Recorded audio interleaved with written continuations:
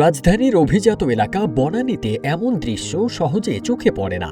নিজে খাবার খাওয়ার ফাঁকে ফাঁকে স্বামীকেও খাইয়ে দিচ্ছেন স্ত্রী। ছেড়ে যাবার এই যুগেও ভালোবাসার এমন দৃশ্য যেন আবারও মনে করিয়ে দিল সত্যিকারের প্রেম স্বর্গ থেকে এসে জীবনে অমর হয়ে রয়। যেখানে লাখ লাখ টাকা দিয়েও ভালোবাসা পাওয়া যায় না, সেখানে পথের ধারেই এমন সুখ সত্যি বিরল।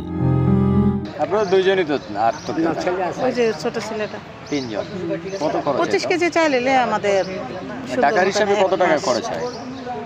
10,000 টাকা হলে ঘর ভাড়া ছাড়া আর কি। তাহলে 6 আর 10 16,000 টাকা। আর কোনো খরচ আছে? মানে মোটামুটি 20-25 হাজার হ্যাঁ এরকম লাগে হলে মাসে। কিউব হোল্ডিংসের গল্পে সেই রেখাটি আঁকা হয়েছিল আজ থেকে 1 যুগ আগে।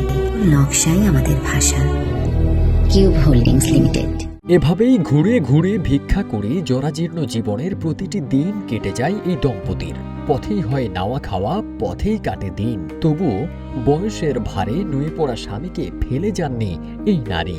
ঘরে 3 সন্তান থাকলেও বাবা মার খোঁজ রাখেন না কেউই।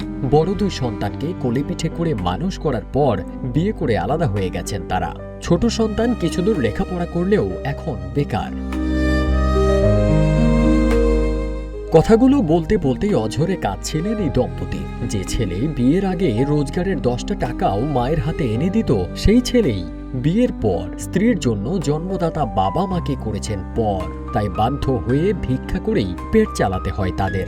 পরিচিত কারো নজরে যেন না পড়তে হয়, তাই ঢাকার অদূরে টঙ্গী থেকে প্রায় 24 কিলোমিটার পথ পাড়ি দিয়ে রাজধানীতে এসে আড়ালে আবডালে ভিক্ষা করেন। আত্মসম্মানে বাঁধলেও পেটের ক্ষুধা আর নির্মম বাস্তবতার কাছে হার মেনেছেন এই দম্পতি। জাফর আহমেদের বাড়ি সিরাজগঞ্জ। কষ্টের শুরুটা হয়েছিল 3 বছর বয়সেই। টাইফয়েড জ্বরে দৃষ্টি হারান জাফর আহমেদ। অর্থাভাবে করাতে পারেননি ভালো চিকিৎসা। শৈশব থেকেই বয়ে বেড়াচ্ছেন এই দৃষ্টিহীন জীবন। এরপর এই অন্ধকার জীবনের আলো হয়ে এসেছিলেন 15 বছর বয়সের কিশোরী কোহিনুর বেগম। সুখের সংসার ছিল এই দম্পতির। তাদের কোল আলো করে এসেছিল 3টি ছেলে সন্তান। ভেবেছিলেন অন্ধের যষ্টি হয়ে শেষ দিন পর্যন্ত পাশেই থেকে যাবে সন্তানেরা, কিন্তু সে আশায় গুঁড়ে বালি। এখন সন্তানদের কাছে বাবা মা মানেই যেন বিশাল বোঝা। শত দুঃখ কষ্টের মাঝেও এই দম্পতি ভিক্ষা ছেড়ে স্বাবলম্বী হওয়ার স্বপ্ন দেখেন। ইচ্ছা আছে ছোটখাটো একটা চায়ের দোকান হলে স্বাভাবিক জীবনে ফিরবেন। অল্প কিছু আয় হলে তা দিয়েই কাটিয়ে দিতে চান বাকিটা জীবন। ফারদিন সানি, রূপালী বাংলাদেশ।